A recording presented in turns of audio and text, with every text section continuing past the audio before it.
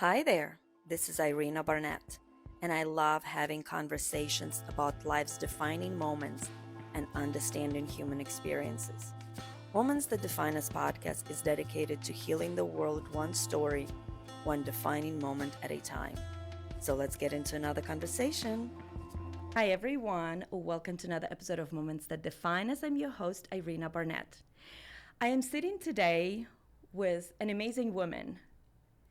I realize that every time I interview a woman on a podcast, I say that she's amazing because I am just so extremely lucky to have all these amazing women that say yes to talk about their defining moments, to come on Moments That Define Us podcast and talk about their story, their upbringing, how they started a business, the struggle they went through. So today is a woman like that. She is Colorado native. I know we don't have too many Colorado natives anymore. So it's always nice to meet somebody who is Colorado native. Her name is Ali Duncan. She is, I love the word that she describes herself, founder, creator, and visionary.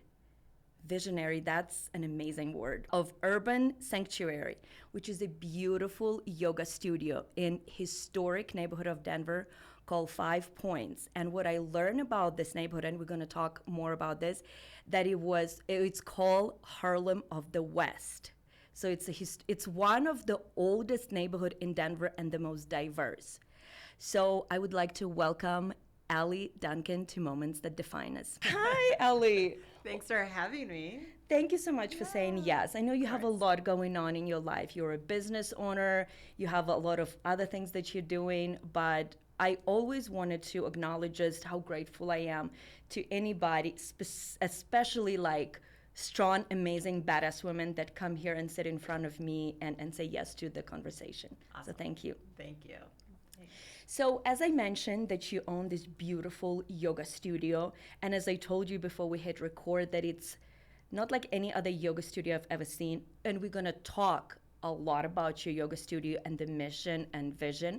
But first I wanted to ask you kind of about your upbringing and when did love for yoga came into your life. So you were born and raised in Colorado, specifically in Fort Collins. So talk to me a little bit about your upbringing, your childhood, and yeah. Raised on a farm north of Fort Collins. So my dad was the second black man in Fort Collins. And so we were raised on a farm. And so me and my sisters were the only black kids in school. So we went to rural schools. So that was fun in the 70s. Oh. Yes. I have stories. So I was raised on a farm, and Fort Collins was the only place that I knew. And so as we started getting a little bit older, it was probably around 6 or 7, my dad would drive us to Denver, and we would go to 5 Points to go to a black church. Yeah. So there's no black people in Fort Collins at the time.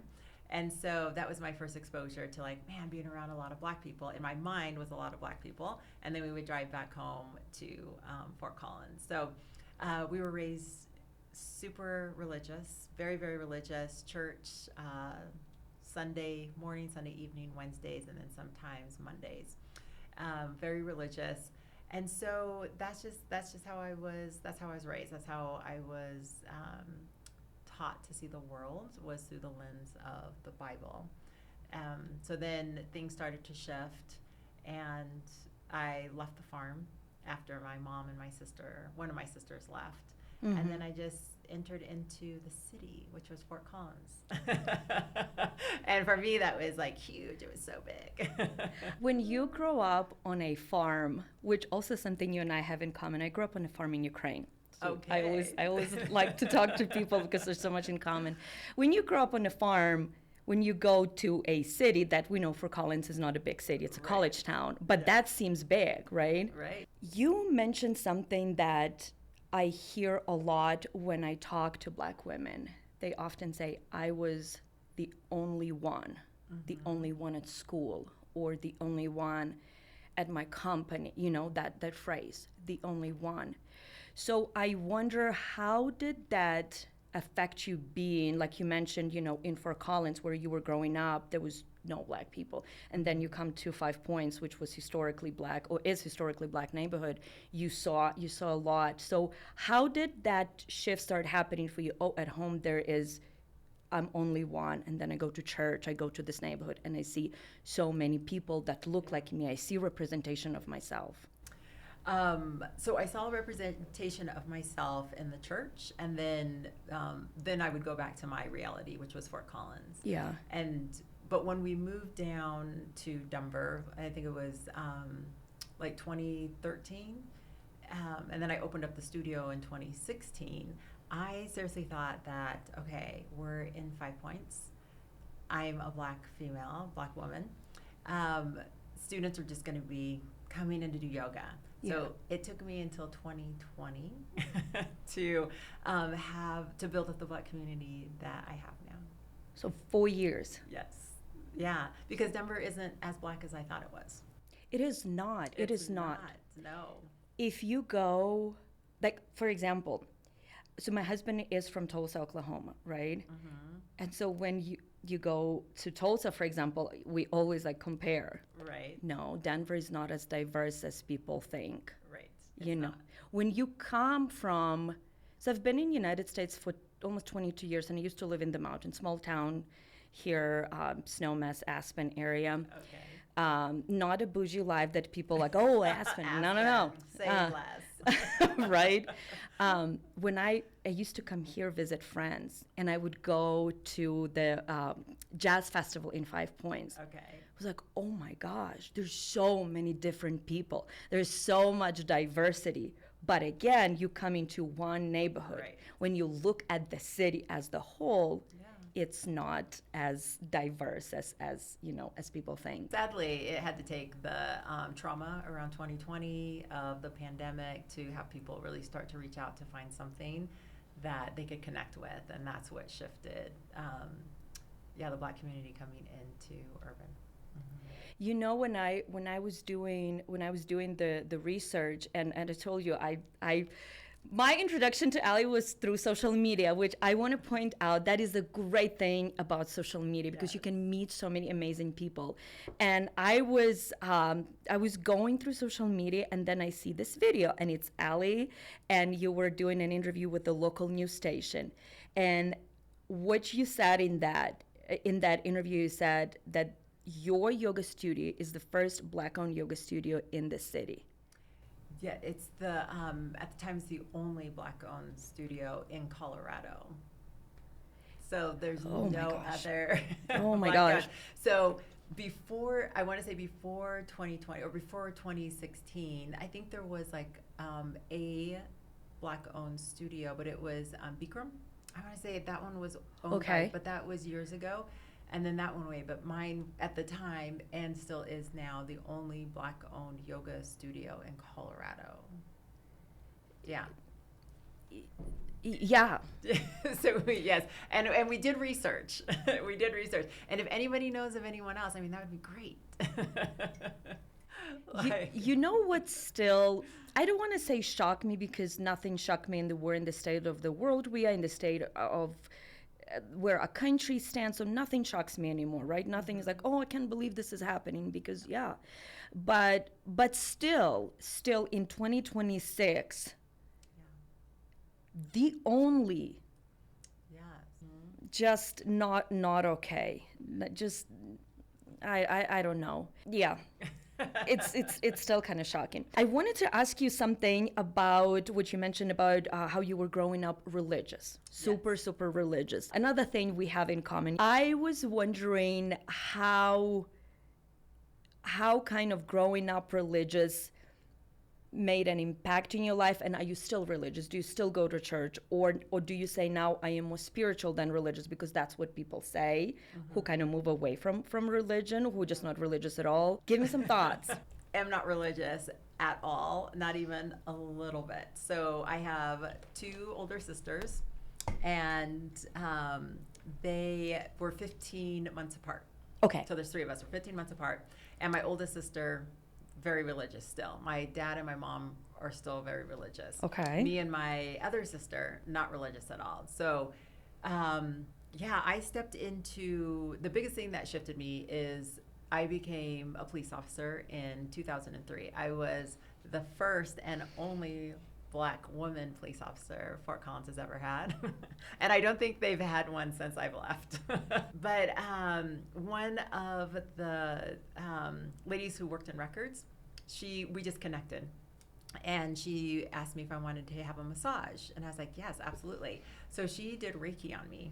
And she was pulling information from me that made no sense on how I was raised. Like she would just tell me information, and I was like, how do you know this? And then so she's telling me about energy and that we're energy, and so I just deep dove into Reiki. I got certified, and then after Reiki, I think it was level 2, I started getting into emotions and like learning how to clear emotions. And then I started studying about the quantum field, and I went to Colorado Springs and studied with Dr. Barlett. Like I was in it, like understanding energy. And so just with that journey and everything that I learned, like religion keeps you stuck in just this mindset of guilt, of shame, of judgment, and we like lose who we are. Like we forget who we are. So then when you start to study energy and the expansion of it, you're like, no, that's who you are. Like you are all things. Like it makes no sense. Everything that I was taught, how we were punished, everything was based around the Bible. And then when you step out of that, you're just like, oh my gosh, like all of that to me is like, it was a lie. Yeah. Such a lie. And so, oh my gosh, I'm all about energy. My biggest thing is learning how to, or teaching people how to quantum jump. So that was like, I wrote a book about quantum jumping, and that's all I've been doing for like the last 25 years besides running the studio, is teaching people how to quantum jump, how to shift your realities, and because everything is happening all at once. And so my parents will not hear anything I have to say about that, which is great. That's totally fine. We do not have conversations about quantum jumping whatsoever.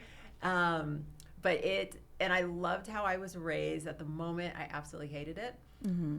But it shifted me so far into the opposite direction, where I learned everything that I learned. And what urban is based around is energy and mindset and love revolution. And that wouldn't have happened if I was raised any other way. I don't think so.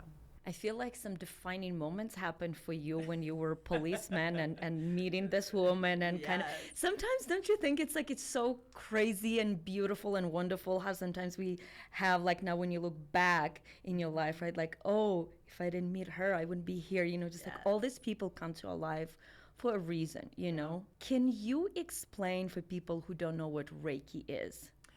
Yes. So Reiki is, it's life force energy. Everybody has access to it, and it's based around symbols. So then when you draw the symbols, you're amplifying that energy. And when you amplify that energy, then your body takes it in, and your body is so intelligent that it pulls energy where it needs to, whether it's your emotional, your physical, your spiritual body, whatever needs the support, that's where the energy goes. So Reiki is, and even Reiki, I put all of these things into, once you're in them, you expand. Even religion, once you're in it, you're expanding in a certain way. Once you learn Reiki, you're expanding, but it only lets you go so far. And so I like to say that Reiki was my gateway drug to step into like the quantum, which is endless. And so Reiki, we even have a class over at Urban, which is called Frequency and Flow, which is Reiki and yoga. Okay. So then I set the chokure and the seiheki on the students' bodies, and then that energy can start to move as you go through a little bit of gentle movement and some meditation. So Reiki basically is just pulling life force energy, putting it into your body, and then your body takes it and heals whatever it needs to heal. And I guess I don't want to say heal. I want to say to align or to bring your body into coherence, right? Because it's just a disconnect. Like your body's just disconnected from energy, and this helps to reconnect wherever it's disconnected. Yeah. It's very interesting. I also didn't know what it was. Like, I obviously heard the word, right? That it has something to do with the energy, but I wasn't sure what it was. It's interesting. I'm gonna have to come and do the class because now I'm really curious about that. Well, let's talk about your yoga studio and talk more about why you decided to do and also the history behind it. Like I said, you are in a historic neighborhood, and when you go on Urban Sanctuary website, when you read, it's like, I mean, yes, there's schedule for classes and everything, but it's also like, I felt like I was almost reading like an essay or a story. It was very, what's the word? Like, there's a lot of history in there, right? So I wanted to talk about preserving history, preserving like old buildings that have some meaning and not just demolishing and putting this ugly ass apartments and whatever, cheese shops that you see a lot in the city. So talk to me about why did you decide to go to 5 Points? Why was it important to you to have yoga studio there? So this is how I always like to live my life, is just to describe it that my life is unfolding around me. So my life is unfolding in a divine way, and I'm just participating in what already is. So I didn't plan 5 Points at all. No way. No, not at all. It's funny. Okay, backing up a little bit. When my dad would drive us down to Denver, we would come by 5 Points, and he would always be, stay away from 5 Points. I mean, we're 6 and 7. Like, we're just like, we don't even know what that is. And, it's very dangerous. When we'd go up the street to get gas, he would be, everything was just very, he was very protective. And so as we were getting older, he would tell us a story. My dad's from Texas, and he moved to Cheyenne, Wyoming for the Air Force. So from the Air Force, from Cheyenne, he would drive through Fort Collins, fell in love with Fort Collins on his way to Denver, and he was told by his people in charge not to go to 5 Points. They all went to 5 Points. And so he spent a lot of time in 5 Points. And 5 Points, I mean, there were shootings. There was like so much happening in 5 Points when he was in his teens when this was happening. And then he would drive through Fort Collins back up to Cheyenne, Wyoming. So I didn't vibe with 5 Points. I didn't hang out in 5 Points. When I quit the police department in 2012, we moved to Denver, and we opened up laundromats. Okay. And so they were called Positive Spin Laundry. So we had some in Park Hill, we had some in the Highlands. And so I just kept looking for places to do yoga. So I got into yoga after I had my son, so early 2000s. I got into yoga. My sergeant gave me the summer off, and I went to India for 7 weeks. So I studied in India, and then when I came back, I quit law enforcement. So that's the base story. That's how I got to where I was. Those are the little steps. Big stories, but little steps. So I quit law enforcement, moved to Denver, started looking around to take yoga. So in my mind, I'm thinking, okay, I'm in Denver. There's Black people everywhere. And so I started going to yoga studios, and there was no Black people there at all. And I'm just like, no. Like, I remember coming down here, and there's so many Black people. Like, in my mind, that's what I was pulling from.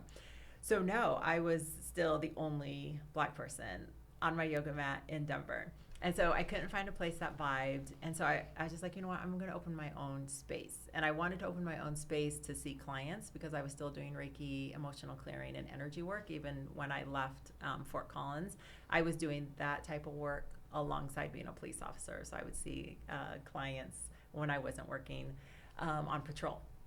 So no building vibed with me at all. And I was about to give up. And I opened up Craigslist, and then I saw my building pop up for rent. And I just got full body goosebumps. And I was like, oh my gosh, I have to see this building. And so I set an appointment. I walked through. At the time, it was abandoned speakeasy bar. And it was abandoned for like almost a year. And it was horrible. It smelled like cigarettes, alcohol, like right when it was sticky. Yeah. Like, oh my gosh. And it was like these thick thick curtains that were hanging down the front. It was dark. It was so good. And right when I walked in, I was just like, oh my gosh, this is it. And then I brought Another my- defining moment. Yes. Another defining moment. I was like, this is it. I couldn't get it out of my head. But we would have to do so much, like gutting it, like cleaning it out. So I brought my oldest daughter, my son, and my husband, and I walked them through it, and I just said, this is my studio. And my husband was just like, I mean, are you sure? Because wow, It's sticky. it's horrible in here. And I was like, no, this is it. So I signed the lease in September, and we took mid-September, and we took 6 weeks, and we gutted it. We redid the floors. My daughter is amazing. She's the one who did the logo. Like, she's so good. She's the one who did the website. She's amazing. And we opened like 6 weeks later. Wow.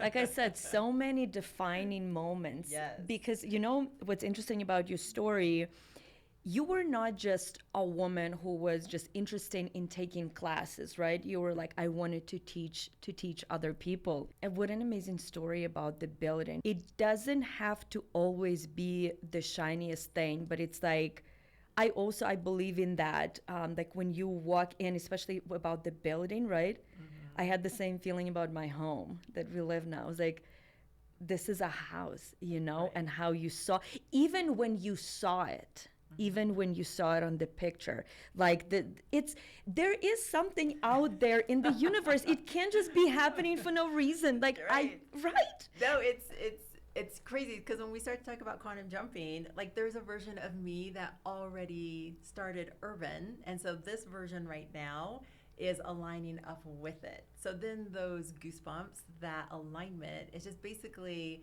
your expansive self saying like, you're already doing this. Like, so keep doing it. Even though we don't understand what's the next step. How is that going to look? Are students going to show up? Like, it doesn't matter because it's already been created in a different reality.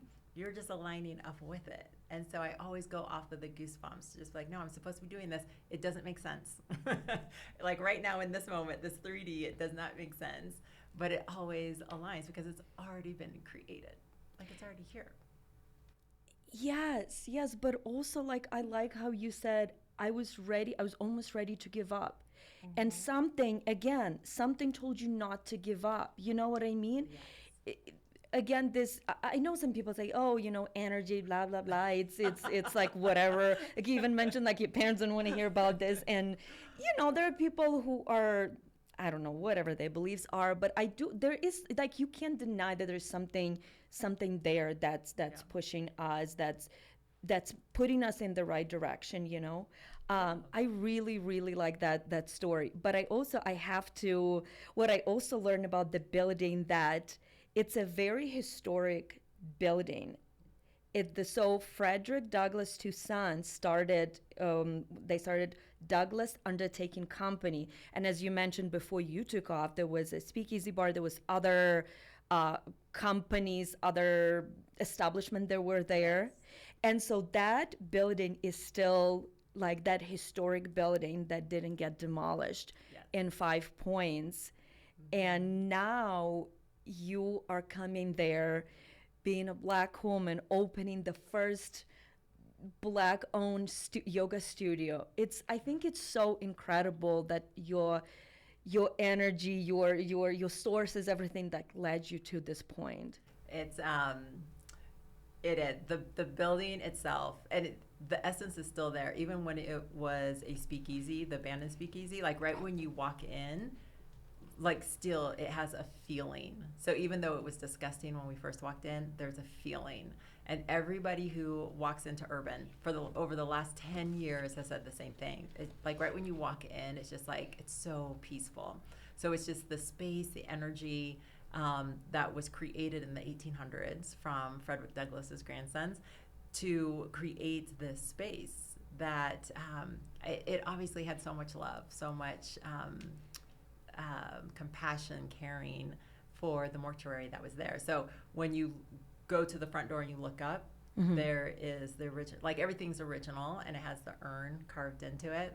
Like it's so beautiful. But the how this is like totally full circle. My dad Cheyenne, Wyoming, driving through Fort Collins, fell in love, bought property there, right? But he did that after he was done in the Air Force.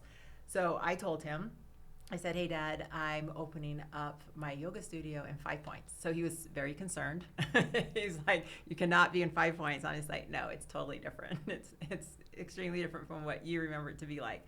So he started telling me about all the businesses that were around when he was younger, and he was asking me about the restaurants and where they sold pig's feet, pig sandwiches, all the things. I was like, no, they're not there anymore.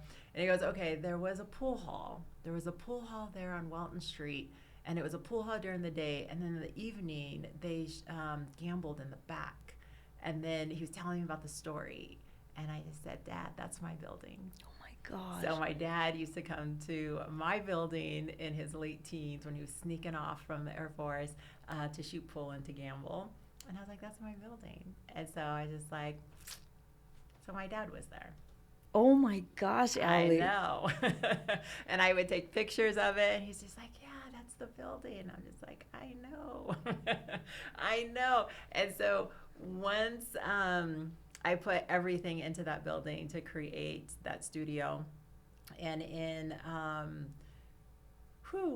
it was, I want to say like 4 years after, the owner said that his son wanted the building. And so I had to figure it out because I had to leave. And I was just like, oh my gosh, no. And so I just figured it out. Like, I kept walking into the building, doing my quantum jumping, like, I own this building. Like, it is mine. And I would just kick that out. And so, long story short, in 2022, I bought the building. And so now I own the building, and it's the same thing. So now I own the building, and so the building is historic. I can't do anything to the building. Nobody could because it was historic.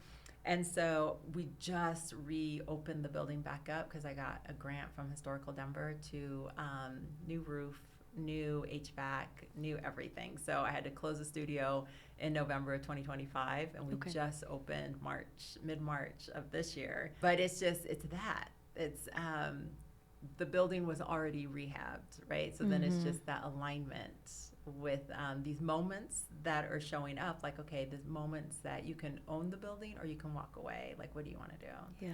And then, okay, so now you own it. You can take care of it. You're going to let it fall apart. Like, so all these moments are like choices that just keep shifting you into these different experiences. And so now I'm here with the building, with the studio, with it being all updated and pretty. I love it so much. Like, I love your story so much because everything was coming together for you, you know? Oh my gosh. I love it. I can't believe like how many like moments you had and especially about your dad. Yes. Oh my gosh. I know. And it's crazy. He's my dad. I don't know much about my dad. He doesn't share. He's very, he was raised in a really rough time. Yeah. And he was just there to protect us, to keep us safe. And that's like all I know about my dad. He'll share little stories here and there, but I don't know my dad. But to know that he hung out there is pretty cool. It is pretty cool. I wanted to ask you to talk a little bit about the history and specifically like 5 Points, right? Because obviously it's amazing that you were able not only to rent that space, but now it's yours, you know, having all of that history. When you look in Denver in general, but specifically the 5 Points, do you think the city does a good job of preserving the history that makes the city? Let me do it this way. The people in 5 Points do a great job of doing their best to keep the history there. As far as getting backing and stuff from the city, I haven't witnessed it, and I'm not saying that it's not there, but I haven't witnessed it. We still have so many vacant buildings that are historic. They're all historic. They have the plaque on the side, and they've been vacant for years and years and years, and nothing's being done with them. So as far as whoever owns it, I don't know who owns these buildings. Like, there's no love, right? Yeah. You see the plaques there, and there's no love. So everything on the the east side of Park Ave, when you go into the ballpark, off of Welton, That side just needs a little bit more love, a little bit more attention, and that's where we are. That's the side that we're on too, Yeah. because 5 points. 5 points is everything. 5 points is Rhino District. It's 5 points. It's not Rhino, right? All of that is Lodo. 5 points. It's all 5 points. So it's been gentrified a lot. And some people will honor the history of 5 points, where some businesses come in. Like I know the brewery. Is that in Rhino? It's yes.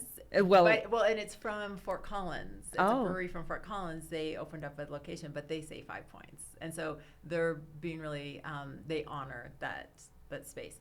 But to see 5 points and what it was, and that it was during segregation, like the blacks could only stay in that area. They could not go downtown. So then you have the Rossarian, where B.B. King and all the jazz players played there. And I heard they're starting to get that one together to fix it, to reopen it, which is going to be amazing. But to just know that everything was there, like the mortuaries, right? There's the auto shops, the hotels, like the black community had everything that they need, because segregation, like they couldn't go anywhere else. And so just to have urban there to honor the community that's there. Like we offer free classes for the Black and Indigenous people, because we do have other studios that are there, and it's very pricey. It's like, so why are you in 5 points, right? You're part of the gentrification. Yeah. Instead of like, no, I know what area I'm in, and how can I honor the community? So it's, I mean, there's a few black-owned businesses still there, and a lot of them have been shifted into something completely different. You know, Ali, and I told you before that before I lived in Denver, so I moved to Denver in 2012, but I used to come the years prior, and a good friend of mine used to live with her husband in 5 points, like literally right there where the train stops. I think it's Welton Street, yeah. And I remember one year I visited her, and I went to jazz festival, and I remember like I was walking around. I went by myself, she went to work, and I was like, oh my gosh, this is like the music, the culture, the history, the food, the everything, you know. But even since I've been going to the jazz festival, I feel like it's very different now. And that whole area, which by the way, I didn't know that that Rhino is part of 5 points, right? But how much it has changed, you know, even like, I mean, since 2010, 2011, it has changed tremendously. It's so gentrified to the point where, I don't know, I wish that more people, like you said, would honor the history, the building, you know, because I understand like other businesses move in, other move out, but you still can preserve the history, the building, right? Like how amazing it is, like you said, when you walk in, you still see the little pieces of history, right? That it's there. I don't know, I wish that our city and people who moved here would pay a little bit more attention to the history and preserve it, you know, instead of gentrifying it and just, I don't know, just being very disrespectful. And I feel like that happens a lot here. It happens. It happens a lot everywhere. I just see it more in 5 points, because now they're like shifting the jazz concerts. Oh, really? What do you mean by that? I don't think they had that. I don't think they had it last year. We have the First Fridays, jazz, but the big jazz concerts, they're not doing them anymore, or at least they shifted them last year. So like things are just shifting where they're not pouring into 5 points at all anymore. Yeah.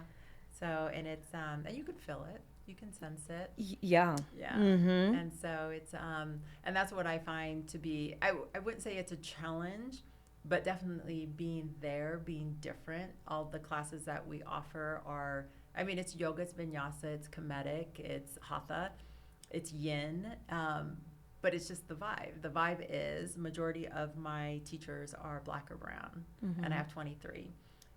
It's just different from everything else that's being offered, and a lot of people like the normal. and the normal is like white-owned yoga studios. So the more that we educate our community is that yoga started from people who look like us, right? It's Kemetic. It's from Africa. It's from Egypt. And so we teach Kemetic at our studio. And so once people start to understand that, just like, oh, it is for me. It's not for thin white women, because that's what is pictured on everything yoga. Yeah. It's like, oh, it did come from my people. Like, that's huge. And so just getting out that information has helped and supported urban. And again, urban is still so different. That is just like, to say that we've been there for 10 years to me is amazing, because I'm just like, man, it's been a 10-year. It's been 10 years. I feel every year. Yeah. You know what I found interesting in what you just mentioned, like teaching the community, right? What I was reading on your website, that you provide education to your teachers, that you're very conscious in your hiring, right? But also that you provide, and correct me if I'm saying this wrong, like race talks to the community, right? And I believe they can come to the studio. You offer different classes, different workshops. So talk to me more about that. How did community responded to that?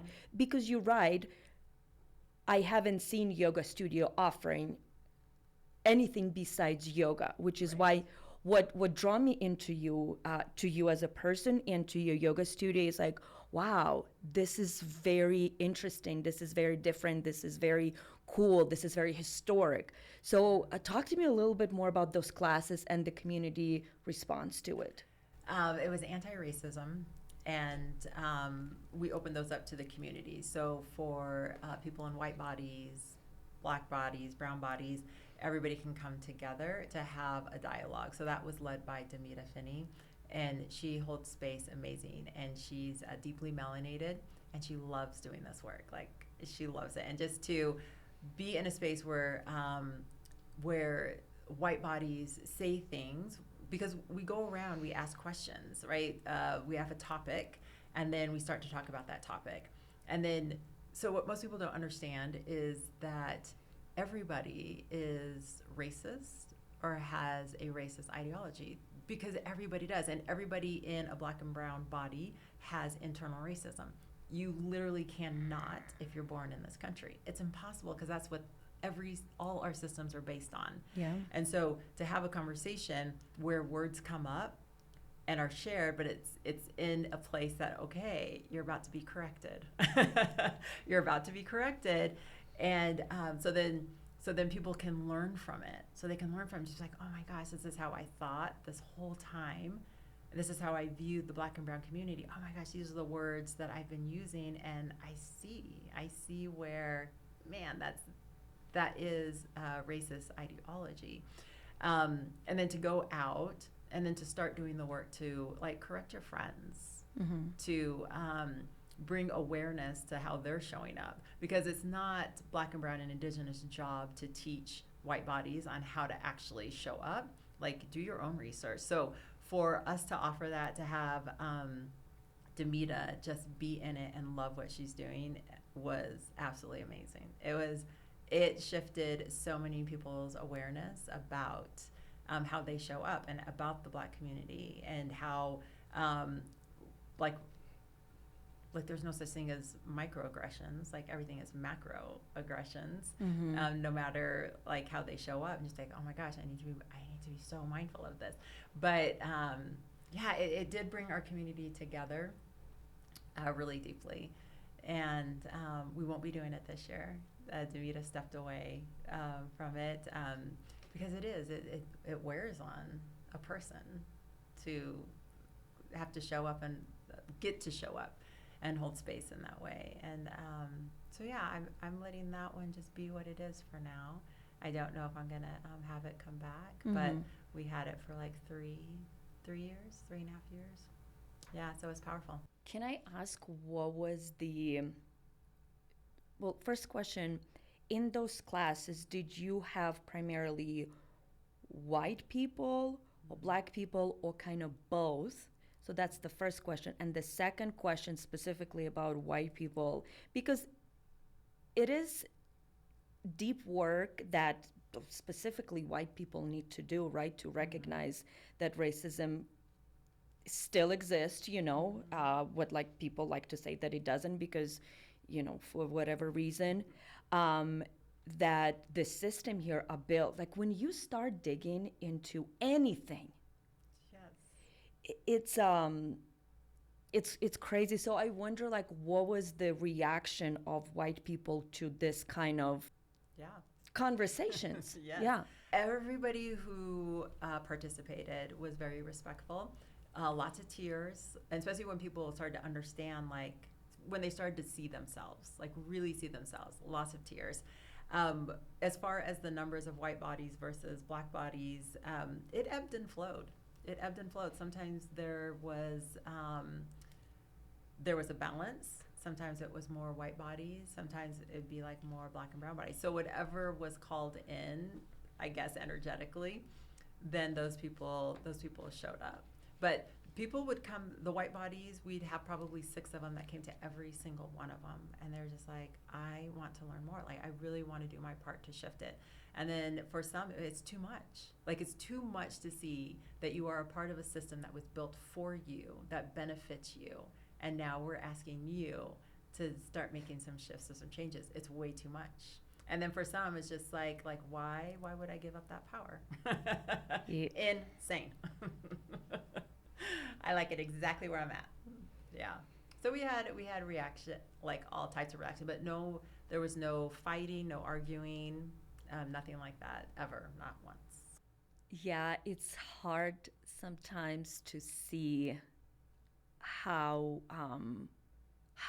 we are still benefiting from systems, all of us white people, and a lot of the times you hear, well, I didn't do nothing bad, okay, but do you see how you're benefiting from the system because of the color of your skin? A lot of people still get so upset about the phrase white privilege. Well, I didn't grow up rich. Right. And it's interesting also to see the shift now specifically for that phrase. So white people starting to understand, oh, the privilege is not about the money. Right. The privilege is about my body. Yes. And what I can and cannot do. Yeah. Okay, so you said that you are not holding the classes anymore. You said nothing this year. Maybe next year I'll see where we're at. During construction, when I had to close the studio, across, the plaza is right across the street. Yeah. So there's a plaza. There upstairs, that whole floor is a yoga studio. So me and my sister and my daughter used to go there to do hot yoga before I even opened Urban. And so we were dropping students like crazy when I closed, because we have aerial yoga, and that in itself is a thing. And so I walked through the building. I signed the lease January 1st. I opened it January 9th after I got the building together and urbanized it with how Urban looks, has a feel. And so we have hot yoga and everything across the street. And so we have 3 studios now, plus the courtyard in the first studio. Wow. So now I have a second location, but I consider it the first location. It just expanded because it's right across the street. So we're just settling into that.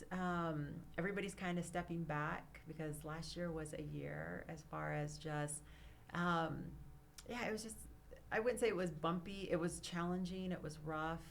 And then so I have a shared leadership team that helps me with everything Urban, and they're taking care of themselves. And it's just the less I do at Urban, and just let it be what it is. Just let the yoga classes happen, and then when we're ready to step back in, then there's more hands and heart and energy to hold the space in a way that benefits everybody. So I don't want to try to invite all the things back in. Yeah. With just me and a couple of other people, because it's a lot. Our saying is "come as you are," and people come as they are. It's a space where I promise you, they would not show up this way in a white studio. Yeah. They just would not. Absolutely would not. But we just know how to hold space, and people show up and they act a certain way, and it's growth, it's healing. It's sometimes a lot to let people be how they are, and let them move through it without responding, without defending, all of those things. So the last couple of years have been a couple of those years where it's just like, you know what? Let's just pause. Let's focus on yoga alone, and then we'll look back into all the other things we offer. Yeah. Yeah. It's important to recognize when you need a break, when you need to step away in whatever way, form feels right to you, right? Yes. Because you're doing great work, and you also need to rest, which brings me to the question of rest. Can we talk about rest and how important rest is? I came over this book. I haven't read, but my friend told me about it. Rest is Resistance. Yes. And it's on my list of books to read. But how important rest is, especially for Black women, for Black men. So I want you to talk about rest and how important rest is for healing, especially from systemic oppression. Okay, I love the name of your book, because if you look on our Sunday schedule, 9:30 a.m. is Rest and Resist. So we offer a few rest classes where it's just like yin, where you just come and you lay in the silks and you do nothing while meditation is being read to you. So we highlight rest within our yoga classes, because like rest, everything is based off of your nervous system. And so if you can allow the nervous system to find balance, to get the message that everything is okay, then you're completely shifting the energy in your broadcast that you're kicking out. So when you take a Black woman, Black man, right when they're born, right, their nervous system is amped up, like automatically, because it's passed down through generation, right? It's you are defending yourself. Like, it's not safe being in a Black and brown body. So then our nervous systems are completely different from white body nervous systems. And so to start right away, to just be like, no, let's take this time to rest, to reset, you start to shift literally your DNA.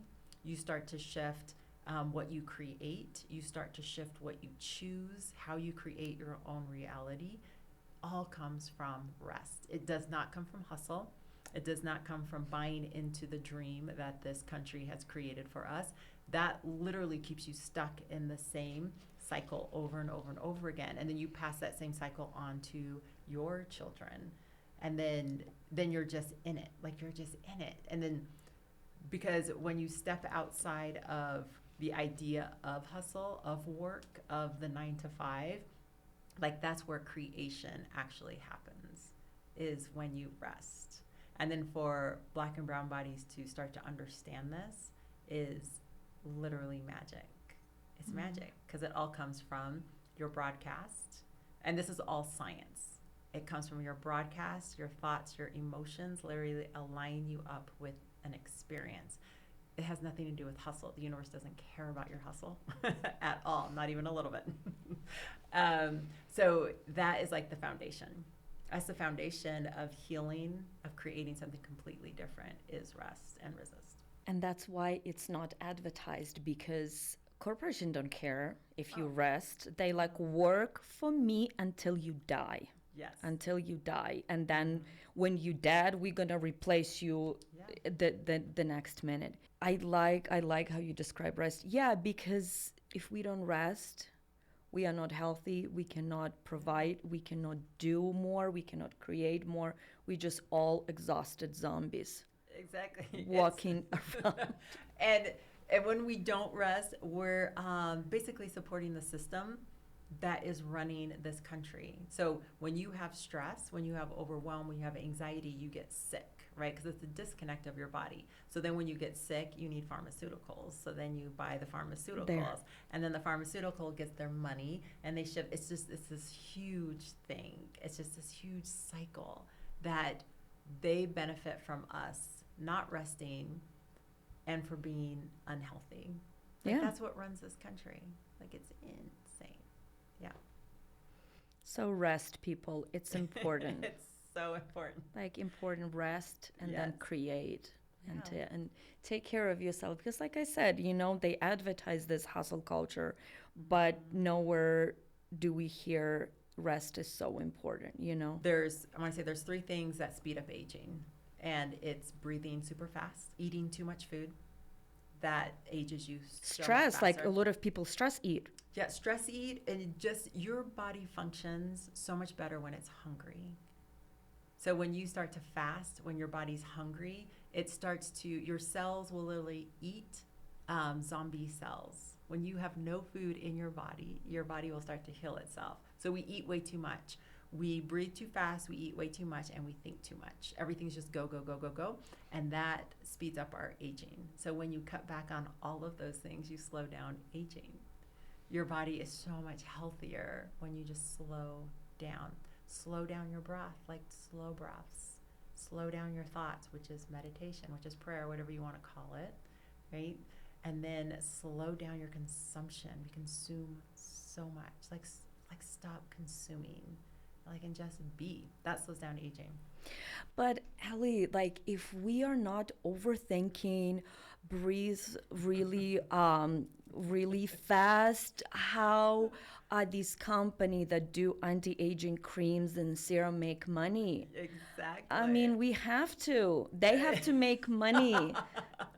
Right, so you're welcome. Tell them you're welcome. Because you can slow down aging. You can stop using all the creams, all the things, by just slowing everything down. Like everything down. And once you understand like your mouth, your jaw, the alignment of your spine, how your spine starts to collapse, and knowing that you can shift it by like exercising your tongue. Like, there's just little things that of course they're not going to teach us at all, because they're just like, no, we need you to buy this $80 cream so Yeah. you can be young. It's like, oh my gosh. And then we need to sell you pills Yes. that you can be skinny and unrealistic looking. Yeah, it's all of that. But when you were saying like, you can learn the techniques and how to breathe and exercise of your mouth, I feel like some people who can hear that gives them anxiety. Oh my gosh, because we are not taught to just sit and relax, right? Oh my gosh, I can sit and do nothing. Nothing. Like really. And that also, I feel like for women especially, because we are, we have to be caretaker and we have to be everywhere all at once, everything for everybody. And God forbid you take care of yourself. You're not being a good mother, you're not being a good wife, and all of that thing. So Ellie, thank you so much for creating such a space for people to come in and just be and just slow down. Yes. I think that's so important for advertising rest and slowing down and breathing and doing everything that society tells us not to do because we have to go, go, go. Yeah. Thank you for coming and sitting with me and for this conversation. I can't wait to come and check out your studio because even on the pictures, and I cannot tell you enough how just impressed I was and deeply touched by what you do in the studio, and hearing your story, how you came to own that building is just incredible. Like the ancestors are proud, They are. I think they are. Right? Right. I think they are. No, do come take some classes. And I know I already told you, I'm leaving May 1st. I'm going Yes. to do a sabbatical, and that's going to be my rest time. Going to be in Asia, and I won't lie, I'm nervous. Like, I'm a creator, I build things, and for me to sit and do nothing. Is I'm that a what you're little nervous about? Yeah. To do nothing? To do Yeah. nothing. Oh, Yeah. absolutely. We still have that inside, right? Like, Yes, this is how I'm wired. I would need to build some things. That's all I've done from day one, is build some stuff, to create some stuff. So now I'm being pulled to actually literally sit and rest, not for a day, not for a couple of days, but for like a whole year. Just sit. I hope that that year that you take, that you will truly rest. Hopefully, I'm sure that at the beginning your mind will be racing because as you mentioned, you're a creator, you're building, you're doing things. But I hope as the time goes on, the mind stops, and I hope you do a lot of meditation and you come back super refreshed and ready to build or create or whatever it is that will come to you. And the everybody will be waiting on your return. I know. I talk to my kids a lot. I have 11 grandbabies. Oh And wow. so I have my girls with their kids, and they're just like, no, this is your time. Like, Yeah. I think you're good with building, so might as well just get ready to hang out with the babies Yeah. and do nothing. And do So, nothing. yeah. Ellie, thank you so much. Thank you. Thanks for having me here. Thank you so much, everyone, for listening and for watching. I am so grateful for everyone who comes on the podcast, and I'm so grateful for this amazing conversation with Ali. Go check out her studio, Urban Sanctuary, in the historic Five Points, in the historic building that she owns now, which makes me so happy. And rest, because rest is important. I know it's not advertised to us often because we have to grind, we have to do a lot, but sometimes it's okay to just do nothing and take care of a soul and a body and a mind. Thank you so much. I talk to you next time. Bye. Thank you so much, everyone, for watching Moments That Define Us podcast on YouTube. Make sure you subscribe so you know when the next episode is coming up. But not only subscribe, share with other people so we can build community around this podcast, so we can share more stories, more defining moments. Because as I always said, sharing a story has the power to heal. So subscribe and share, and let's build community. Thank you.